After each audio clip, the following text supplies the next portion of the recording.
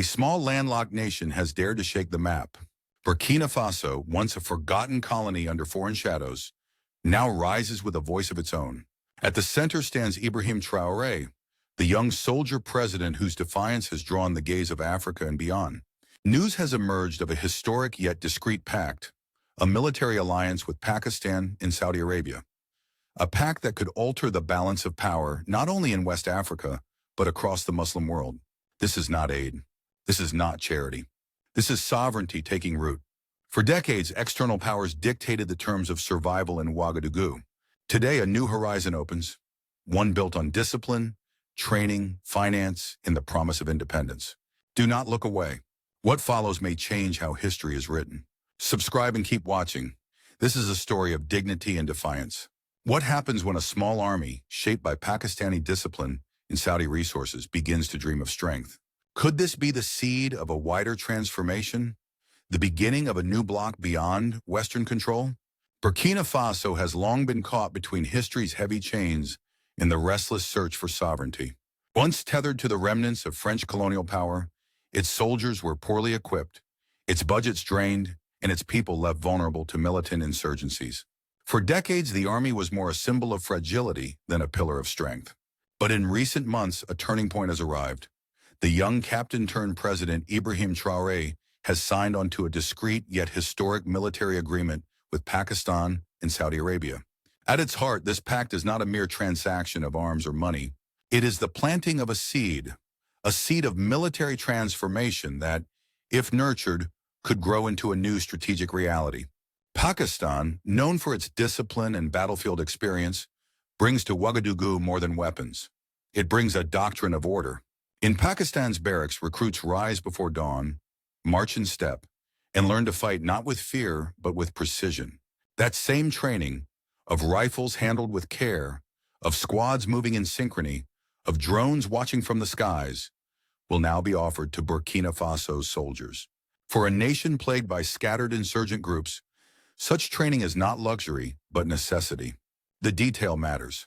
Burkina Faso troops are expected to receive practical drills with modern assault rifles, missile systems, and armored vehicles. Pakistan's expertise in drone warfare and air defense, skills honed on difficult frontiers, will be transferred to the Sahel. Intelligence gathering, counterinsurgency strategies, even the subtler arts of psychological warfare are to be shared. In a region where militants exploit fear and division, the ability to understand and anticipate an enemy's mind could prove as vital as a rifle or a rocket. Yet the military muscle alone is not enough. This is where Saudi Arabia enters the stage. With its vast financial resources, Riyadh is set to fund training bases, supply chains, and long-term logistics. Money fuels armies, and Saudi backing ensures that Pakistan's instruction will not fade after a few months but endure for years.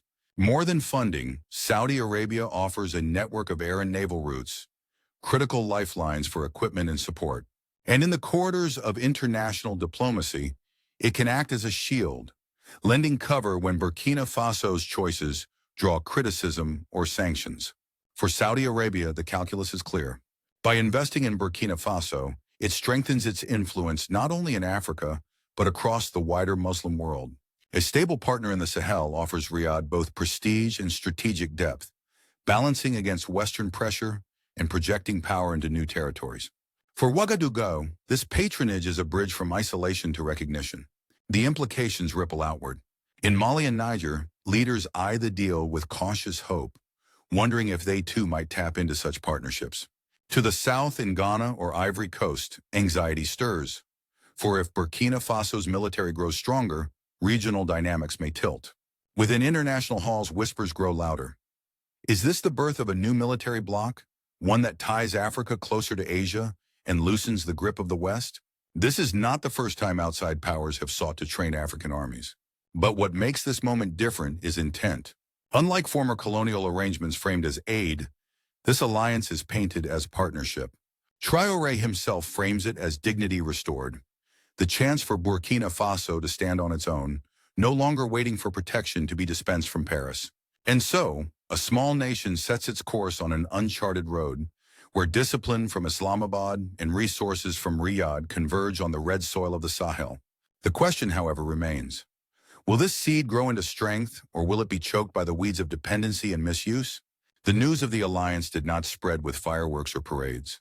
It spread in whispers first, through local radio, through regional press, through the hushed conversations of soldiers in Ouagadougou's barracks. And then, almost overnight, it became a roar. Across the Sahel, the revelation that Pakistan and Saudi Arabia were aligning with Burkina Faso struck like thunder across dry savanna skies. For the people of Burkina Faso, long accustomed to headlines of defeat, ambush, and insecurity, this pact landed as a rare spark of pride. In markets and town squares, citizens spoke of dignity restored, of a future where their children might no longer grow under the constant shadow of fear. Some painted murals of Ibrahim Traoré in uniform, fists raised with the words sovereignty and independence scrawled alongside. For them, this was more than geopolitics. It was an act of self-belief, a moment where their nation refused to bow. In the military, the reaction was sharper still. Soldiers who had once fought with outdated rifles now dreamed of drones, armor, and the kind of tactical cohesion that could stand against both insurgents and foreign threats. The younger recruits especially saw in Pakistan's discipline a model of professionalism they had long lacked. It was as if a new horizon had been sketched, one where they were no longer the underdogs of West Africa's battlefield. Yet outside Burkina Faso, the reaction was far from uniform. In Mali and Niger, leaders who themselves wrestle with insurgencies viewed the development with cautious optimism. They whispered of a future Sahelian defense bloc, a shield against the militants who crisscross borders with ease. They even hinted that if Burkina Faso's army truly transformed, they too might pursue such partnerships, a domino effect that could redraw the region's military map. But in Ghana and Ivory Coast, the sentiment turned colder. Accustomed to closer ties with France and Western institutions, these governments saw danger in a shifting balance. If Burkina Faso became too strong, too aligned with non-Western powers, regional trust could erode. Already, defense ministers in Accra and Abidjan began holding quiet consultations, wary of what an emboldened Ouagadougou might mean for their own security postures. In Paris, alarm bells rang. For decades, France considered Burkina Faso part of its strategic backyard, a place where influence could be asserted and policies shaped. Now, with the announcement of Pakistani trainers and Saudi financiers, that backyard was slipping from its grasp. French commentators spoke of betrayal, of the risk that Ouagadougou could become a staging ground for anti-Western movements across the Sahel. The French press warned of a rupture with devastating consequences. The European Union followed with its own murmurs of concern. Development funds previously tied to governance reforms were now being reassessed. Brussels debated whether to tighten conditional aid or consider sanctions if Ouagadougou drifted too far from Western alignment. And then there was Washington. For the United States, the reaction was layered with contradictions. On one hand, Saudi Arabia was a long-standing partner, a pillar in American strategy across the Middle East. On the other, an emboldened Burkina Faso, trained by Pakistan and financed by Riyadh, could complicate U.S. influence in Africa. Analysts in Washington asked aloud, was this an isolated deal or the embryo of something larger? Perhaps a bloc where China and Russia would also find a welcome seat? The uncertainty gnawed at policymakers. For ordinary Burkinabe, however, such diplomatic calculations mattered little. What they felt was the surge of pride, the rare sense of being the protagonists of their own story. Ibrahim Traoré, though still young and untested, was being cast as the figure who had broken chains, the man who had dared to say no to dependence. In speeches, his words echoed, "We shall not wait. We shall choose." Yet in the streets, amidst the celebration, a quieter question also lingered. Would this alliance truly serve the people, protecting villages from attacks, ensuring children could return to school? Or would it become a tool of regime survival, a sword turned inward rather than outward? That tension between liberation and authoritarian drift shadowed the joy. As the dust settled, one thing became clear. The deal was no longer just a contract between governments. It had become a symbol, a rallying cry, and a provocation. The eyes of Africa and beyond were now fixed on Ouagadougou. And in the silence of global corridors, one question persisted. How far would the West go to reclaim the influence it feels slipping away? The true measure of any military alliance is not only on the battlefield, but in the lives of ordinary citizens. In Burkina Faso, the echoes of this new pact with Pakistan and Saudi Arabia ripple far beyond the barracks. They reach the markets, the schools, the mosques, and the farms, shaping both the mood of the people and the architecture of the state. For decades, insecurity was the constant companion of the Burkinabe. Villages in the north and east lived in fear of sudden raids. Children walked to school with uncertainty. Farmers worked their fields always watching the horizon. A weak army, underfunded and poorly trained, offered little comfort. This is why the news of training with Pakistani officers struck a chord. It promised not only weapons, but competence, order, and the possibility that the countryside might once again belong to its people. If Pakistani discipline takes root, the effects could be profound. Troops who once faltered in disarray may soon hold their ground with unity. Units that once scattered under fire may now advance with confidence. The first signs would be felt in villages where insurgents have long terrorized families. If the army can protect its citizens, the people's trust in the state will begin to heal. And trust, once restored, becomes a powerful fuel for national unity. Economically, too, the ripple is significant. Stability attracts investment, and even modest improvements in security could reopen trade routes long choked by fear. Farmers might once again transport harvest to markets. Merchants could travel roads without the shadow of ambush. The presence of Saudi-backed infrastructure, bases, logistics, supply chains, may spill over into civilian benefit. Roads built for the army may also serve traders. Airstrips may also serve commerce. But with promise comes risk. A stronger army is a double-edged sword. If wielded responsibly, it becomes a shield for the people. If misused, it becomes a tool of control. Here lies the central tension. Will this new strength defend democracy and freedom, or will it consolidate power into fewer hands? Critics whisper that Ibrahim Traoré, though celebrated as a revolutionary, might be tempted to hold power beyond his mandate. In the eyes of skeptics, the Ibrahim Traoré coup was not only about sovereignty, but also about regime survival. The alliance with Pakistan and Saudi Arabia, they argue, may embolden a government less willing to share power. Socially, the PACT could reshape identity. Already in the streets of Ouagadougou, slogans of independence resonate. The people speak of dignity, not as charity received from abroad, but as strength built within. This shift in consciousness may become as important as the weapons themselves. For the first time in decades, the narrative is not of waiting for Western saviors, but of building alliances on their own terms. Yet the risks are sobering. If resources flow disproportionately to the military while schools, hospitals, and farms remain neglected, resentment may grow. If new weapons are used not against insurgents, but against political opponents, then hope could sour into betrayal. And if international sanctions bite, as France and parts of the European Union threaten, the economic hardship could erode public support. Politically, Burkina Faso now stands at a crossroads. The government has cast itself as the guardian of sovereignty, and in many eyes it has earned admiration. But with admiration comes expectation. Citizens will judge not by speeches but by whether violence subsides, whether food becomes affordable, whether dignity is more than a slogan. The burden on the state has never been heavier. In the wider Sahel, neighbors watch carefully. Should Burkina Faso demonstrate success, the model may spread. Should it stumble, the experiment may be dismissed as reckless. The stakes then are not only national but continental. And so the PACT brings a paradox. It strengthens both hope and fear. It gives Burkina Faso new tools to fight, but also new temptations to misuse. It inspires pride but demands vigilance. The soil has been watered, the seed planted. Now the harvest depends not only on foreign allies, but on the choices of Burkinabe leaders themselves. The question lingers. Will the alliance serve the people, or will the people serve the alliance? The ripples of Burkina Faso's new alignment do not end at its borders. They stretch across continents, unsettling old alliances and forcing global powers to recalibrate their strategies. What looks on the surface like a military training pact is, in truth, a reconfiguration of geopolitical gravity. Across West Africa, regional bodies like ECOWAS and the African Union watch with unease. On one hand, they recognize the legitimacy of a sovereign state seeking partnerships. On the other, they fear escalation, an arms race that could destabilize the already fragile Sahel. For them, the question is whether this deal strengthens collective security or ignites fresh rivalries. In Paris, the reaction has been sharper. France, long accustomed to wielding influence in Ouagadougou, views the shift as a direct challenge to its legacy. Commentators frame it as a Burkina Faso revolution, a deliberate rejection of dependency on Europe. To French strategists, the prospect of Burkinabe troops trained in Pakistani methods and funded by Saudi coffers represents more than lost influence. It symbolizes the crumbling of a post-colonial order they once controlled. The European Union, too, contemplates its next steps.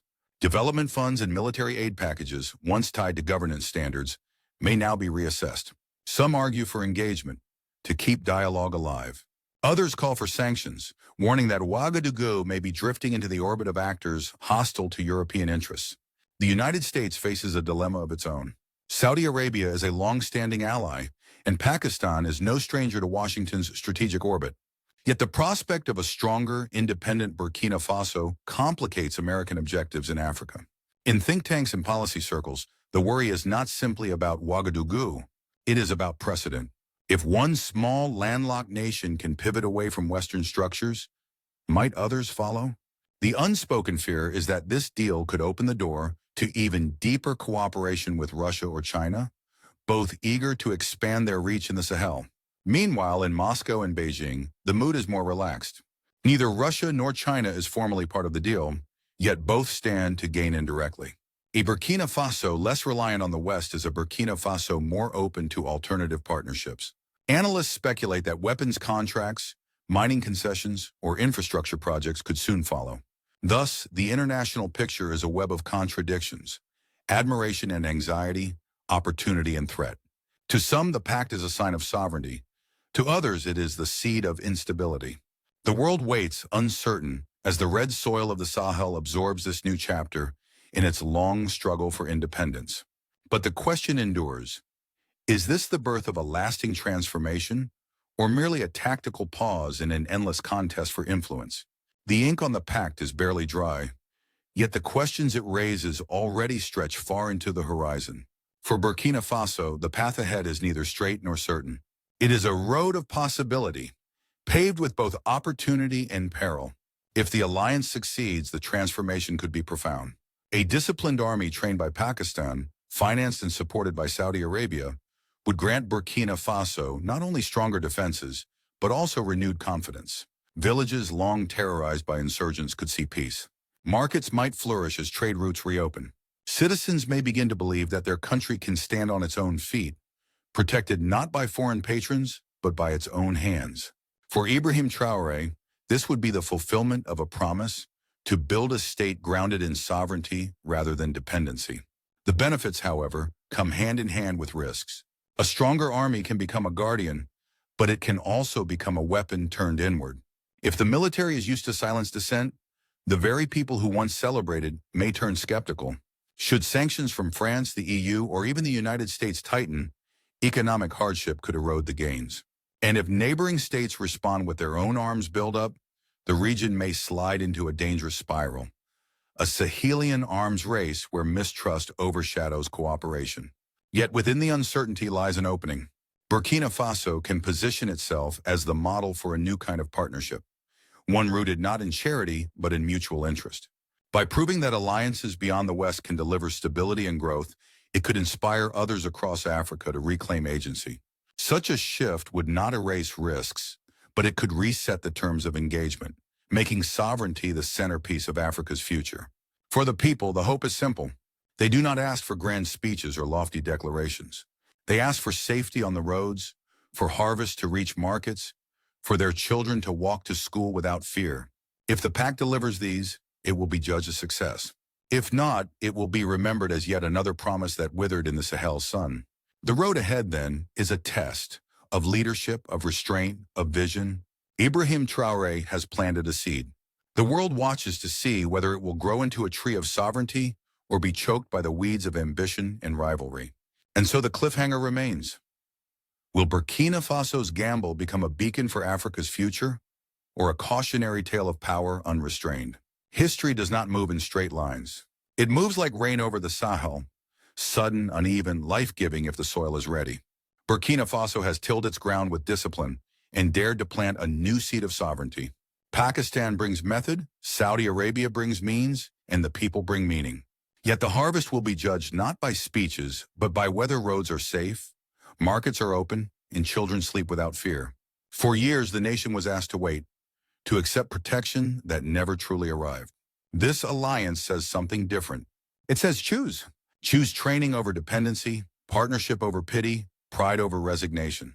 If soldiers serve the village first, authority will be anchored in trust. If commanders protect the ballot as fiercely as they protect the border, legitimacy will take root. And if resources do not drown civil life but irrigate it, schools, clinics, farms, then the state will feel less like a fortress and more like a home. Some abroad will label the moment as the Ibrahim Traoré coup, as if history begins and ends with a single night in Ouagadougou. But a coup is only a spark. What follows must be careful carpentry, laws that restrain power, courts that can say no, citizens who can speak without fear. If these pillars stand, then the words Ibrahim Traoré coup will drift from accusation toward origin story, the messy birth of a more self-reliant republic. Whether history files this under Burkina Faso revolution depends on choices still ahead. Keep the army professional and under civilian command. Keep alliances transparent and aimed at public safety. Keep commerce flowing so that dignity is not only a flag, but also bread on the table. The road is long, the dust is thick, but the compass is clear: sovereignty with service, strength with restraint. If one small, landlocked nation can change its posture, what stops a continent from changing its terms? If this story stirs something in you, a hunger for fairness, a respect for self-determination, stay with us. Like, share, and subscribe so this community grows into a chorus that cannot be ignored. Add your voice in the comments. What safeguard would you place first to ensure the promise is kept? The next chapter waits and the soil is ready.